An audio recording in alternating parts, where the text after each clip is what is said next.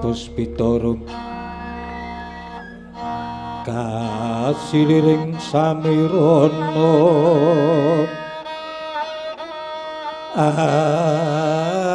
amrit sekar gaduh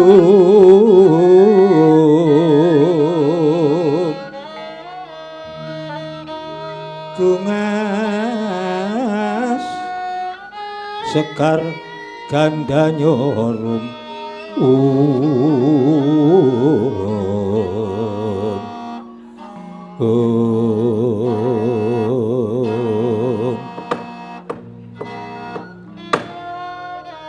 Bung Jwala disangai paling ulun Kakang Rodo penapi yang dipresi katerangan sinareng cupu ulun buka lajeng wonten timbulipun wanudya Sulisteng Warna lajeng nggih monggo dipun pundhuti prisa punika wanudya saking pundi sinten sesilihipun nggih Kakang kepareng Kakang semene saking sawetawis yo nggih mengko dhisik wanita kang Sulisteng Warna timbul saka sajuganing cupu kita iku wanita saka ngendi banjur sapa kang dadi sesilih kita lamun to kowe takon karo anakku aku sejatine wanita kabur kanginan ora papan ora dunung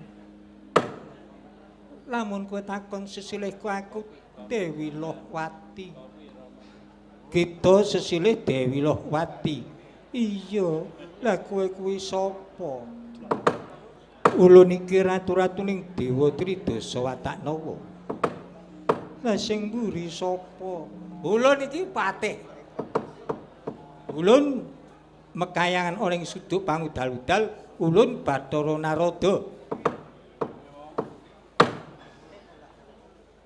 sak banjure ulun pitanya lah kok dadi kowe dumunung ana ing cupu sayektina aku iki mbangunke tapa Bathara Guru wah wis ora genep tata kramane babar pisan ya sampun kajenge oh bangunke tapa sing tok jangka aku kepengin banget ngladeni jejering priya ingkang wenang sinembah nanging ora wenang disembah nggonmu mbangun ketapa iku mung kepengin ngladeni jejering priya sing wenang disembah nanging ora wenang nyembah iya Bathara Guru pas kuwi ulun dhewe Purhapsara tak parengke kita semene saka sakwetara ayo mbokne mundur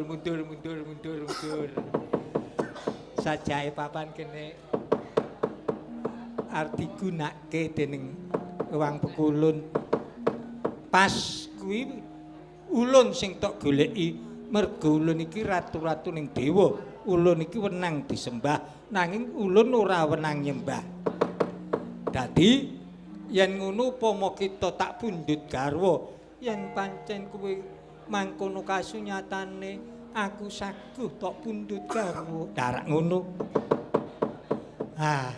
wong bejo ki ora kaya ngopo ya senadyan to Kakang Kaneka menawi kok nggih tesih lenggah wonten mriku mbok inggih semene saking sawetawis cilaka acupune iki ulun sing gawa ya bareng judul kaya ngono kok njur disingkir-singkirke adengero ning alas sak buka mau judul kaya ngono santai pun mboten wonten mriku kedah medal. Oh nggih, pun. Wis tak metu sisan lho. Cilaka. Yen ngono upama ulun mondong. Kalenggan iki rening kita saguh pinangka garwa ulun apa kita saguh rening aku dadi purba wasesamu. Aku mung kari manut Bathara Guru. Oh, wong ayu, wong ayu. Ora kaya sak gedhagan iki, aku kok dadi uruh. Titeng Bathara ayune kaya ngene iki. Lesat padaning sun tumiling Hangulati. Mubenging tamanan Sekar Warsiki. Keminyuting tias medah anjadu krami. Wong ayu, manuta tak pondong ya wong ayu. Ayu tama mangambararum ringku sumo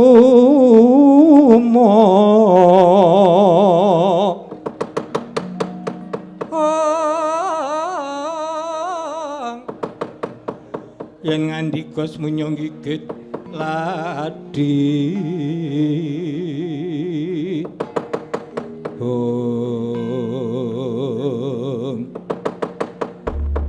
Dewi Lawati ana apa Bathara Guru bareng ulun sedya mondong kok dadi kita ngungkurke marang ulun apa sebabe Bathara Guru kowe cidra ing upaya kowe ngapusi karo aku Bathara Guru nggone ulun ngapusi panggonan punabi ing ngarep kowe kandha kelawan aku lamun kowe ku sajuganing ratu-ratuning dewa sing wenang sinembah ora wenang disembah nanging keneng apa kowe mendak-mendak karo aku Bathara Guru tegese kowe nyembah karo aku tegese dhuwur derajate Lohwati karo Bathara Guru kasunyatane kowe mendak karo aku Nas wis tak nasi nas ora mung nas lombok pedhoso kae baleni ngledhus meneh ora nanging nasku nas Talipati Kang Agung pamengkumu ora Bathara Guru jejering kakung ngono ya wis kaya ngono kuwi lawan jejering putri mesti gunemane ana ing ngarep iku becik-becik nanging kasunyatane durung suwe wae wis ketok borokmu Bathara Guru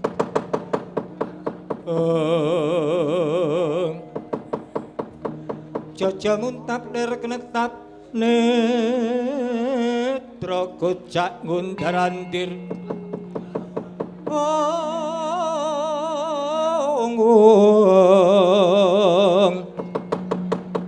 sumangka jajabang mawing-wing wis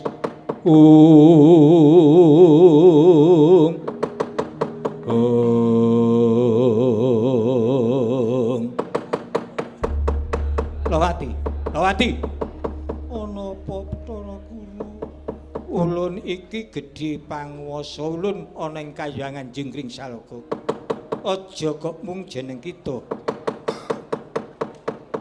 sak lumaing bumi sak kureping langit ulun kang murba mula kita kudu manut marang ulun upama aku ora manut arep apa Bathara Guru apa kelakon ulun tamake pusaka ulun Jestrisula kocap kacawita Dewi Lawati mulat Sang Grinata wis ngasta pusaka dereng ngantos dipun tamakaken Dewi Lawati nubruk saengga sirna mergalayu sirnanipun Dewi Lawati salah kedaden dados dukut sewu kagiat guru kawekasan Sang Grinata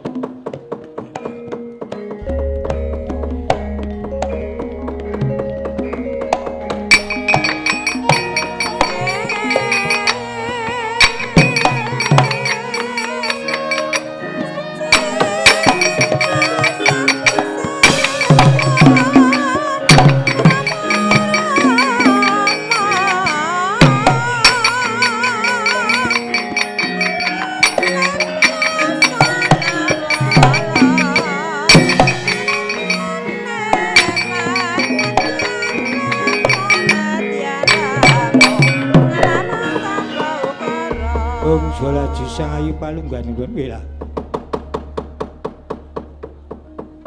Kudune ngono ulun mung agar-agari. Ulun mboya bakal namakake mung kanggo meden-medeni.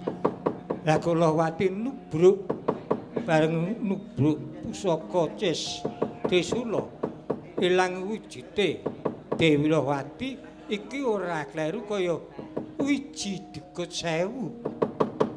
Kakang kanika kepareng tindak mriki Kakang pun rampung napa?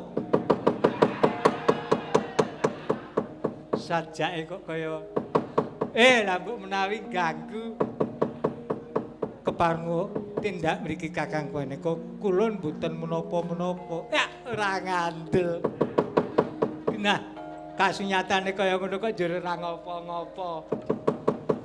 Kula niku ya tau enom kepareng tindak mriki Kakang niku. Nggih, dateng senika Adi Pramis.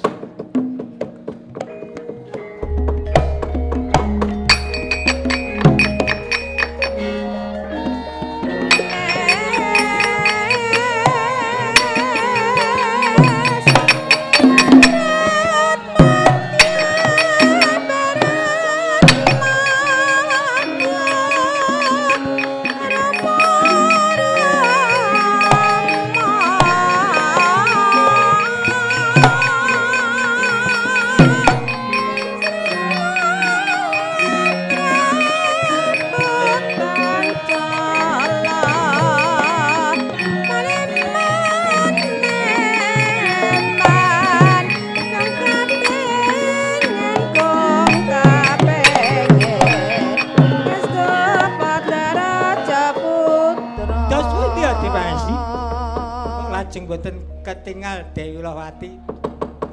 Saweg siram jamas napa? Sampun werni-werni pandikinipun Kakang kanika.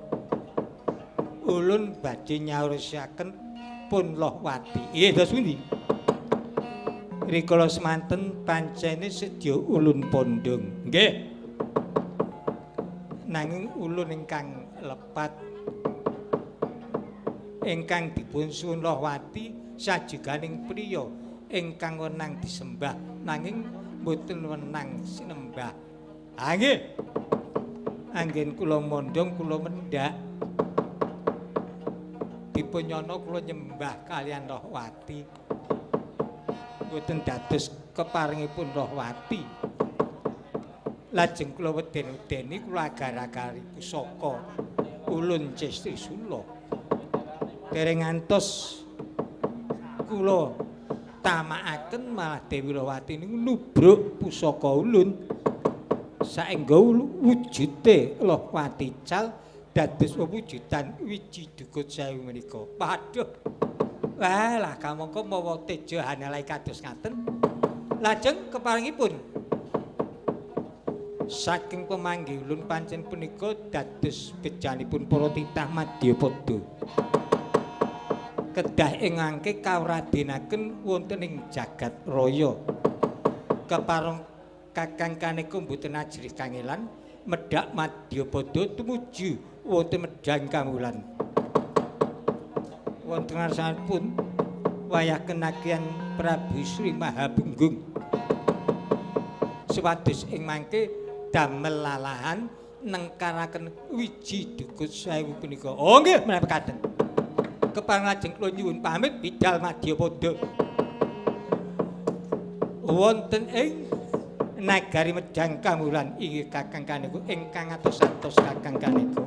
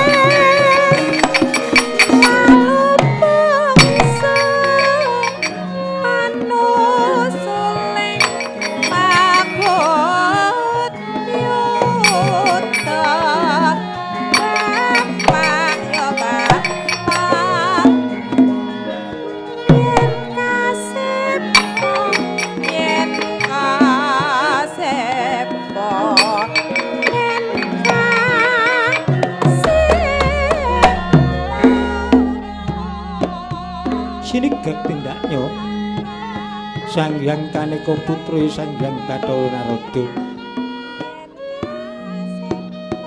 kang pinangka sabding carta nenggih ingkang wonten kayuangan geger penyu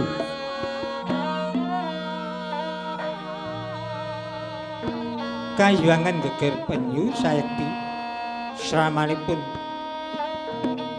sangjaning para empu antawisnya empu Ramayadi kang pinangka pangarsa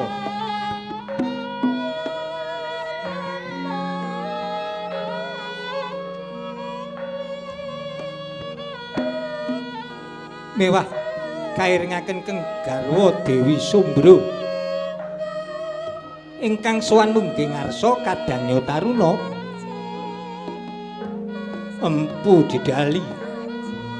empu didali mengkeraken empu sengkali mengkeraken empu keleng rep sida pamanemtan ana dawalang alisik labet empu Ramayadi dereng keparlucitaning diri ingkang kawijil ing lesan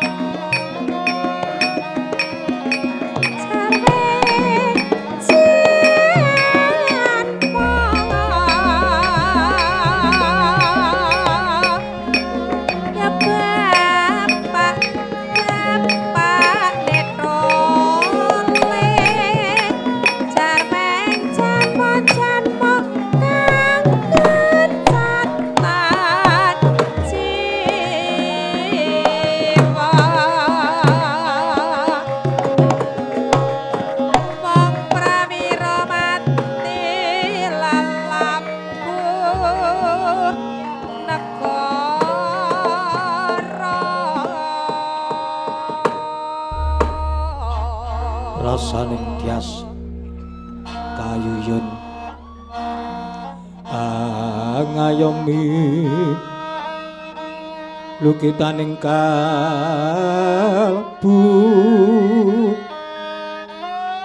gambirana kulawaning ing ati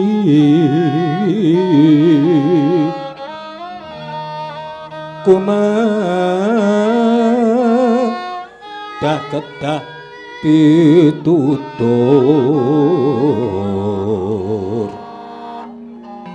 sumingkiring tias merong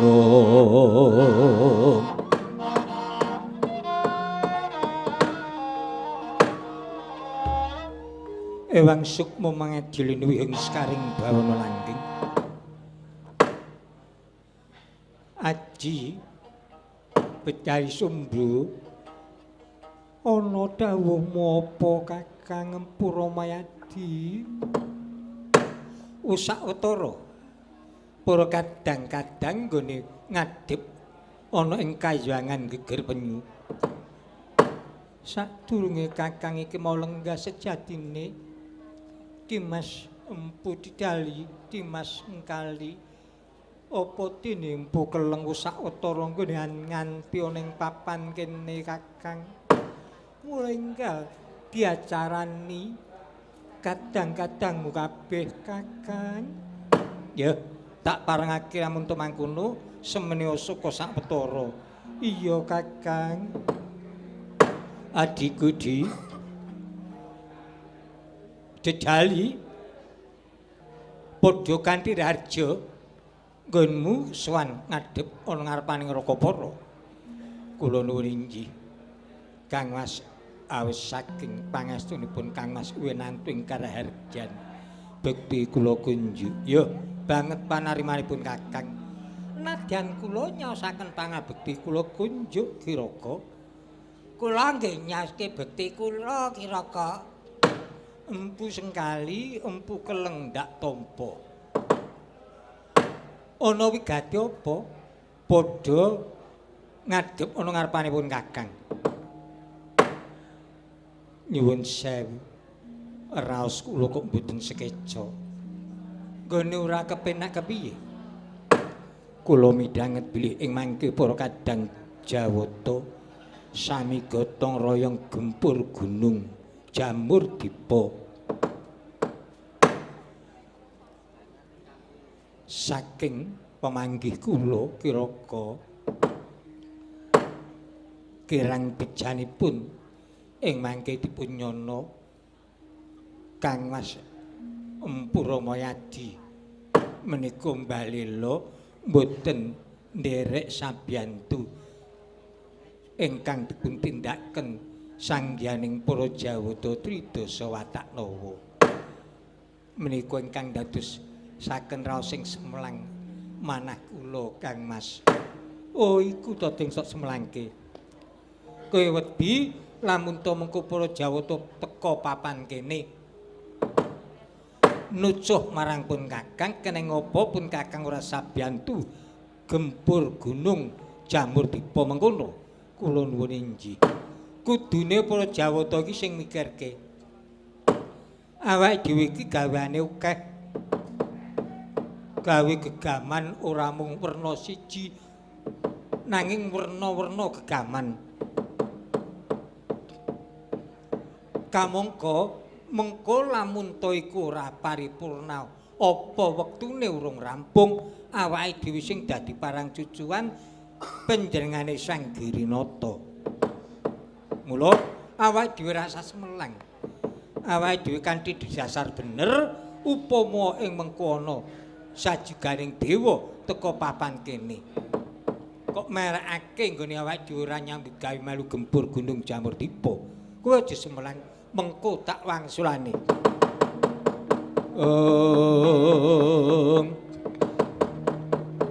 Lang-langing driya mangun mangungkung kandhan rimang yalena tan kandhen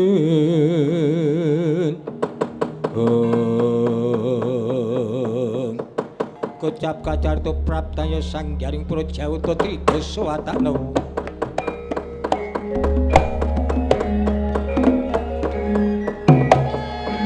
Jajing sumbru semene saka Sawetara.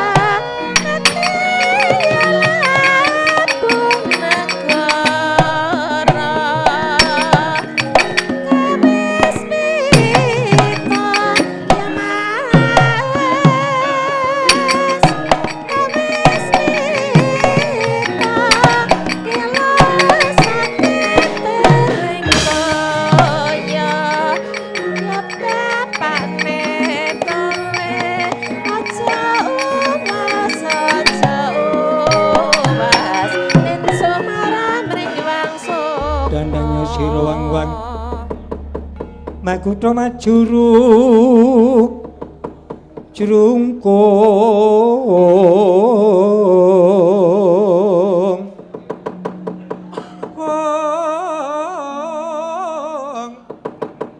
bedangnya surati mantra mangunjunjo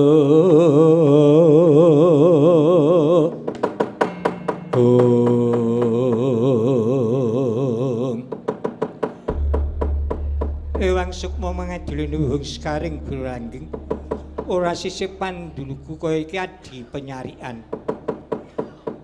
Bener pangandikamu Kakang Empu Ramayadi. Padha kanthi rarja prapta ning kayuangan geger penyu. Antuk pangestumu ora nemu sambi kula swijapa bektiku tampanana Kakang Empu Ramayadi. Ya banget panarimaku. Pangabekti kula kunjuk pukulun penyarian. Ya sengkali ulun tampa. Kawistara sumengko pengawak bojrone wigati apa? Mundi dawuh Rama Pukulun Ewang Girinata. Kalenggan iki supaya nanting kelawan Kakang Puramayadi. Bab apa? Gelem sabiyantu bebarengan gempur gunung Jamur Dipa apa ora? Mengko dhisik to. Nek kudune Siadi ora ngerti ayahanipun Kakang to. Ayahanipun Kakang iku akeh tur abot. Perkara kuwi mbuh raidhep aku ra weruh. Ning sing cetha iki para kadang Jawata padha makarya bebarengan nyawiji dadi siji. Ditinggal ayahan gawe gegaman saiki gempur gunung. Mengko upama gegaman iku ora dadi ra urung kowe padha nucuh karepun Kakang. Adakane lamun to ulun iki didugani dening Ewang Girinata njur kowe guyu latah-latah. Iya to? Mula aja nganti ana kedadian kaya mangkono kok ketoke aku ora bakal sabiyantu. Merga pancen ayahan aku kuwi akeh banget. Nggonku mbabar pusaka iku ora mung siji loro. Yen ngono badal dawuhe Rama Pukulun. Aku ora badal. Lamun to ingkang rawuh papan kene iku Sang Girinata dhewe mbuh dadine mengko nanging bareng adi penyarian. Kepeksa aku ora bakal sabiyantu. Aku wis kaparingan purba wasesa. Lah apa kelakon? Tak kendharat dening aku. Jaja muntaplir kenetap letra kocak ngundarandir. Sumengko jaja bang mawinga-winga.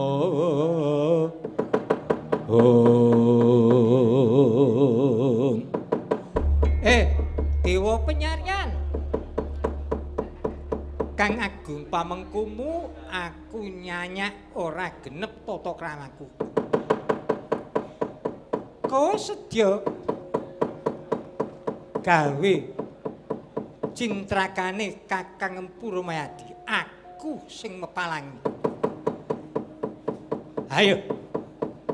Kowe gawe cintrakane Kakang Empu Ramayadi. Tandingmu sengkali. Welas ora patut sengkali. Lamun to kowe ngatonke dadamku emang kuno ora ana kene papane.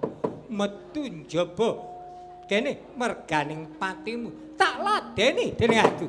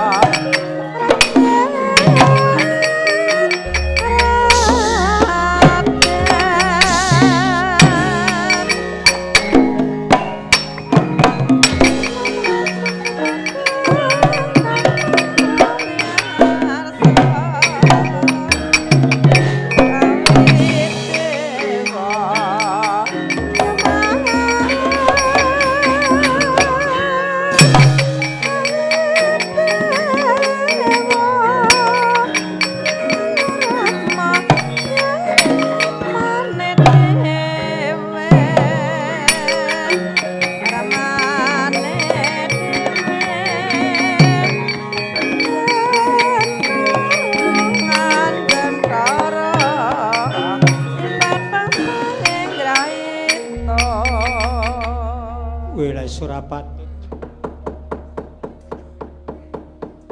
para empu yen ora minangkani keparengi Rama Pukulun ora sabiyantu gempur gunung jamur dipa ya apa klakon ulun ngumbar daun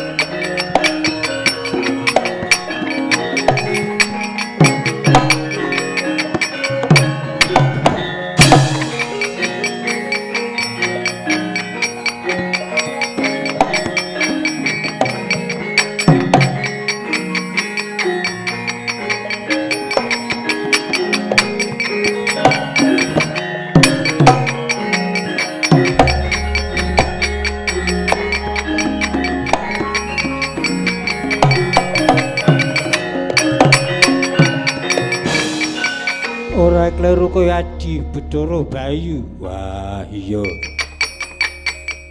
Kakang Purmayadi. Kepiye? Manut karo aku apa ora? Upama aku manut sabiyantu gempur gunung jamur dipa.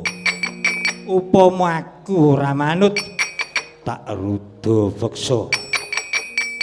Budi tak sembadani bonggo mesti tak rampungi. Ya tak ladeni namun mangkono.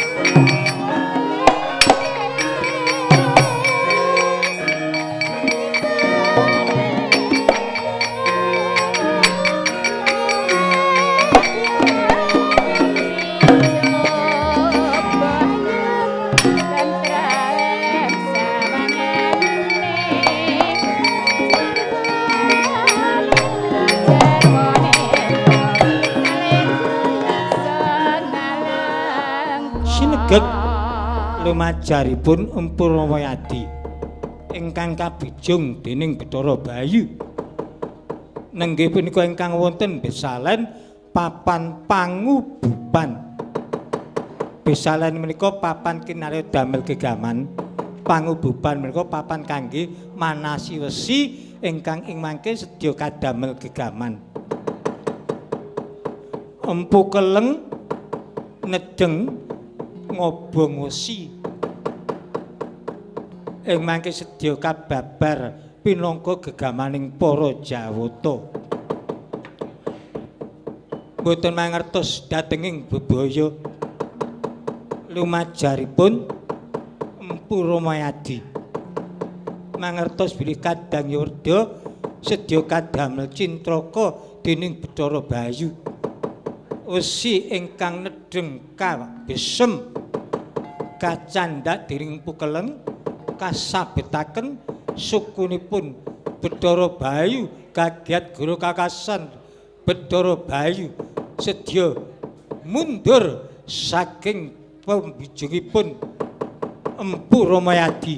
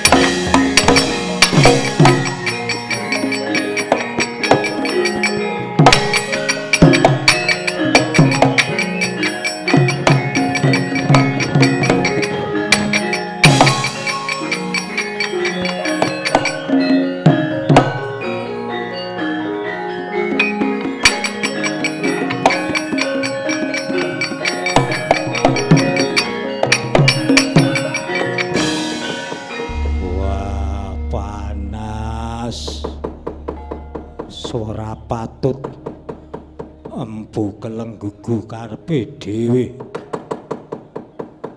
Wesi abang sabetke sikilku pupuku. Waduh, saknalika senteor-senteor liku mlaku kaya ban mobeng.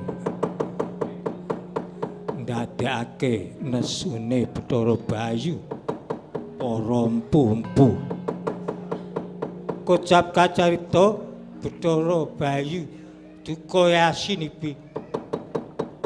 Ya ngetok karosan ingkang dipun wawas amung bongkotaning Gunung Jamur Dipa. Kajedol dening Bathara Bayu langing cipta sedya kinarya ngebleki kayuangan geger penyu. Swados ing mangke sangganing para empu dumuginipun sirna bergelayu.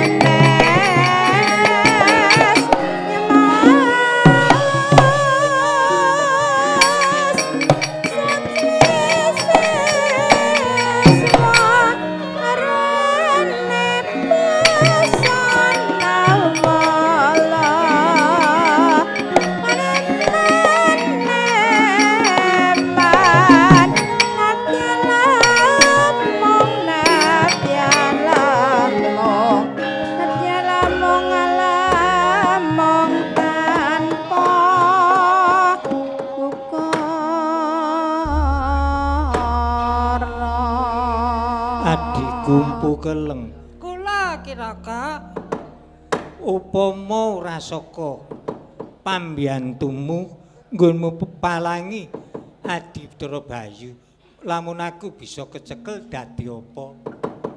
Nggih pas pinuju beja kula kok nggih pas nyekel wesi sing kula obong ngoten. Upami mboten kula kepenyak mun nggih cedhel. Ih, menika ingkang kula semelangaken Kiraka. Lajeng kados pundi? Wis to, waton awake dhewe nyawiji dadi siji, ora bakal ana bebaya kang nekani ana ing kayangan geger penyu.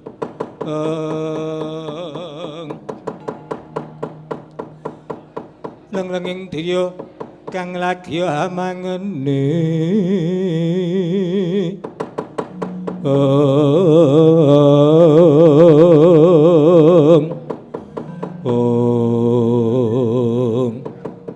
Kocap kacarita sekeca dene wawan pangandika Empu Ramayadi miwah kadang-kadang Taruna mboten mangertos dhatenging bebaya bangkotaning Gunung Jamurdipa ingkang kabucang dening Bathara Bayu pas ndawahi kajangan geger penyu. Namung datan lena ing kaprayetan Empu Ramayadi gaya nyandak kadang-kadangnya empu didali empu sengkali empu keleng den saut saengga uwal saking bebaya amung Dewi Sombro ingkang datan saged sinaut dening Empu Ramayadi.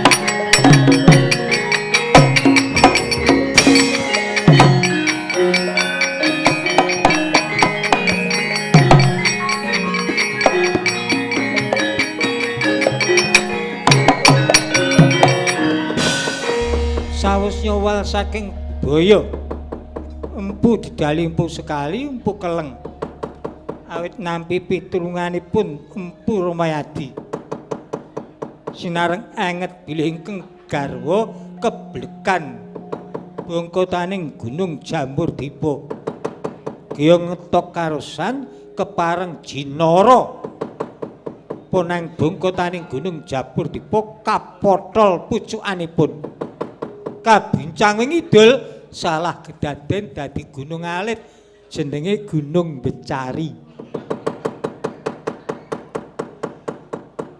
Jinara mengandhap sinareng saged nyandak angganya ingkang garwa Dewi Sombro kabeta minggah elokipun katututan kukus tegesipun wonten hak ninipun ing tembinipun dados gunung winastan Gunung Merapi. Wonten sajeganing sela 3 dawah mengalir mengilen ingkang kalih mengilen. Ingkang mengalir dados gunung Awasra Merbabu, ingkang kalih mengilen dados Sindara miwah Sumbing. Awunipun mengetan dados Gunung Lawu. Dene ugi wonten sela-sela alit ingkang dimawah mengidul mengetan tembinipun dados Gunung Sewu ingkang winastan kalenggahan punika Wanasari. Saengga ing mangke wal saking bebaya Dewi Sombro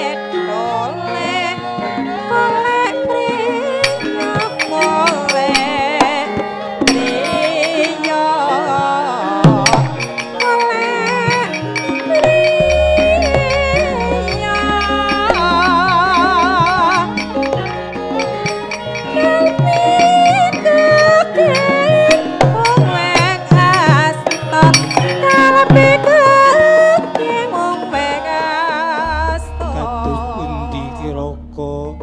Iki lajeng kados pundi punika Kiraka? Kepiye Kakang Puramayadi wis aja semelang.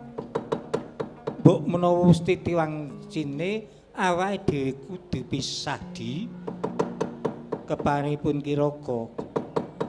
Tak sesuwun marang Bathara Kang Akarya jagat Siadi Empu Dejali, Empu Sengkali, Empu Keleng, kowe tumuju jagat kulon. Tetep babar pusaka. Aku tak tumuju jagat wetan karo Mbak Yumu, aku ya tak neruske babar pusaka. Nanging besuke pusaka babarane Siadi kelawan pusakanipun Kakang iku apik-apik babarane Siadi. Nanging dayane gedhe babaranipun Kakang. Kula nuwun kula kantun nderek.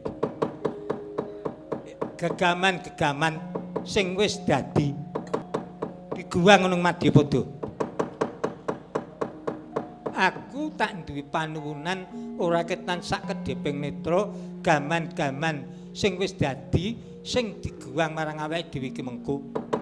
Ora ketan sak kedheping netra males lara wirange awake dhewe. Muga-muga iso gawe geger ning kayangan. Sineksenan jagat sak isine. Gegaman ingkang sampun dados kabuncang dening Puramayadi miwah para kadang-kadangira. Kinucapaken tembinipun wonten ing jagat raya gegaman punika salagedhaden dados titah sakwantah. Namung sakedheping netra saged damel geger wonten ing kayangan menawi sampun wonten lampan laire sekutrem. Wis ayo di padha tindakake wis sowang-sowangan Kakang.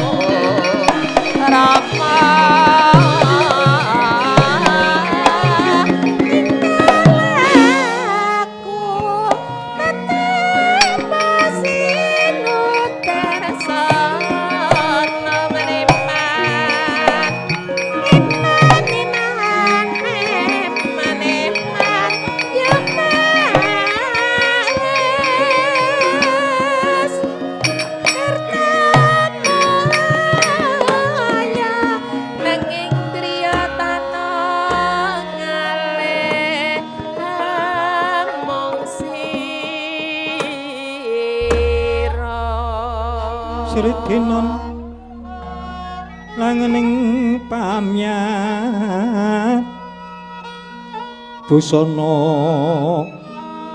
maneka warna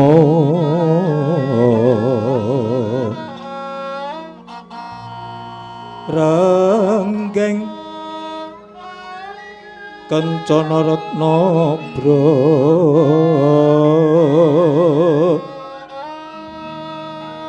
Bandir layu kumiter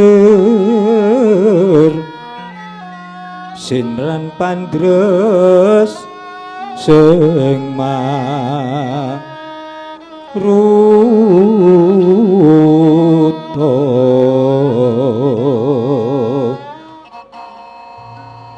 serna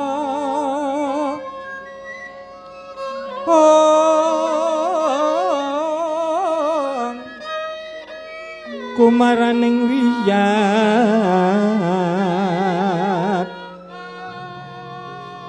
mantyan gumlebeteng Dwaja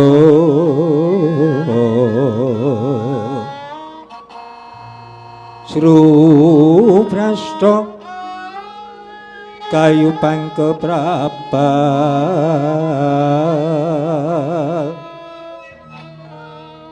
Puspita anjraing siti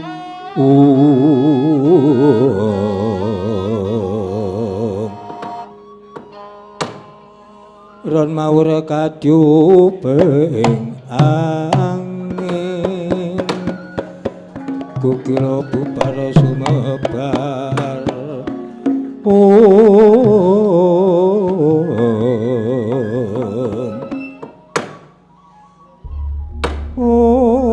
to ulung-ulung sawi kendang rusak ngalipating sulaya candrani pindho glagah den pidak gajah labet kaprabawan sulabawan iro sang janing para jawuta ingkang kepareng ngendih yudanipun para empu awis saking kasih dibiyanipun para empu ingkang dumunung wonten ing Kayuwangan Geger Penyu damel dukanipun Bathara Bayu saengga Bathara Bayu anjedol bongkotaning gunung Jamurdipa dipun blekaken wonten ing Kayuwangan Geger Penyu amung Bathara dereng udaneni sernanipun para empu wekasan Empu Ramayadi Empu Dedali Empu Sengkali Mawah Empu Keleng Dewi Sumbru sinareng sakit uwal saking bubaya Empu Ramayadi ndawaken mateng Empu Dedali Sengkali Mawah Keleng swados wonten ing jagat kulon tetep babar pusaka semantun ugi Empu Ramayadi wonten jagat wetan ugi tasih babar pusaka amung pusaka-pusaka ingkang sampun dados anggenira damel wonten ing Besalen Kayuwangan Geger Penyu kabincang wonten Madyapada ing pangajap swados ing mangke saged damel derdah ora ketan namung sak gedheping netra wonten ing Kayuwangan Jenggring Saloka. To. Sini gegento kanggo caponahan Kang Winarsita. Kang pinangka sambing carita ingkang wasih nunggil papanang siji caritane ewuh lamunta sinarenga. Tatan kadi gumlaring nagari Cempa datan kadi gumlaring nagari Cempa Prabu Denta kahadhep sangganing para putra Sri Pitu cacahipun senawang saking Mandra Piswanira sangganing para putra kawistara tinata trapsilane